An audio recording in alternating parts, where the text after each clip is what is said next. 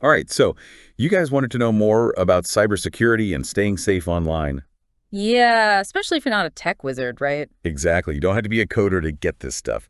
And honestly, we've got a really fun way to explain a key concept today using, get this, a riddle. Riddles are always good. I love a good riddle. This one especially really highlights how we keep our info safe online in a way that's actually super easy to understand, even if it sounds kind of complex at first. Okay, so picture this.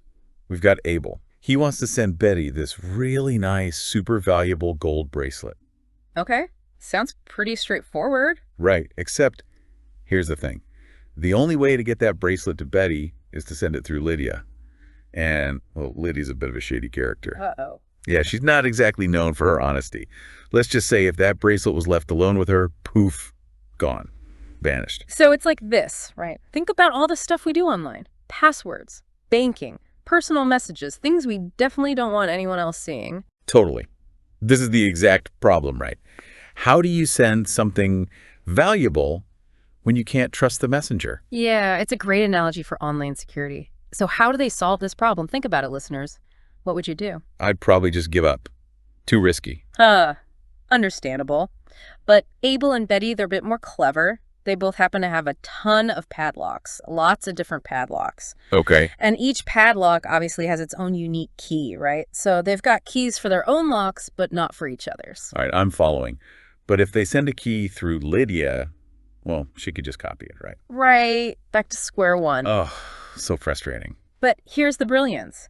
Abel puts the bracelet in a box, locks it with one of his padlocks, and sends it off to Bety. Okay, I see where this is going.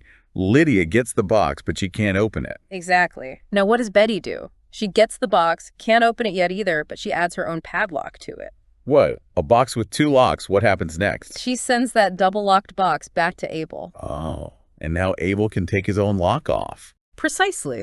So he removes his lock and sends the box, now only locked with Bety's padlock, back to Bety. And finally she can open it.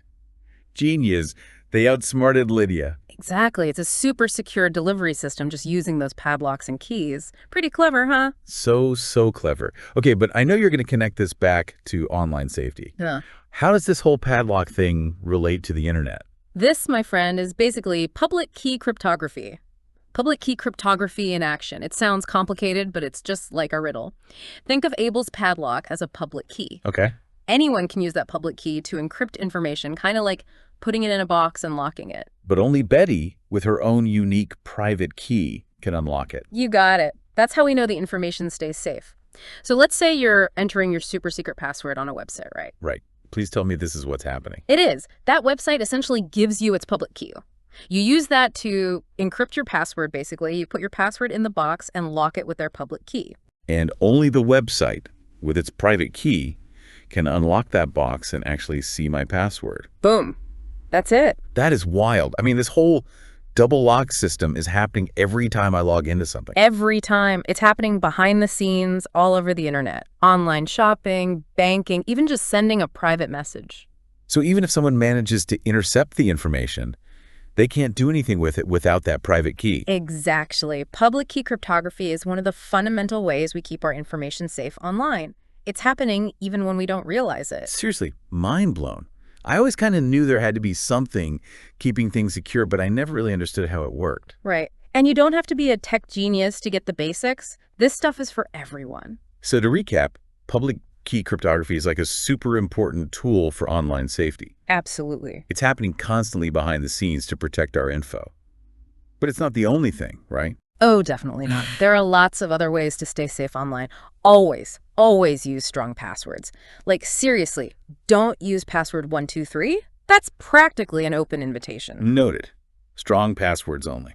And be super careful about those phishing scams, you know, those emails or messages that try to trick you into giving up personal information. Oh, yeah. Those are so sneaky. Right.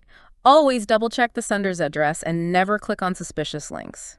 And don't forget to keep your software updated. Those updates often include important security patches. Okay, so basically be smart, be cautious, and keep learning about online safety. You got it. Even though the internet can feel like a vast and kind of scary place sometimes, it's really not that complicated once you understand the basics. And that's why we're here to make these complex ideas simple and give you the tools to stay safe. Exactly. Knowledge is power, right? Absolutely. Well, that's it for today. Thanks for joining us. We'll see you next time. See you next time. And remember, stay safe out there in the digital world.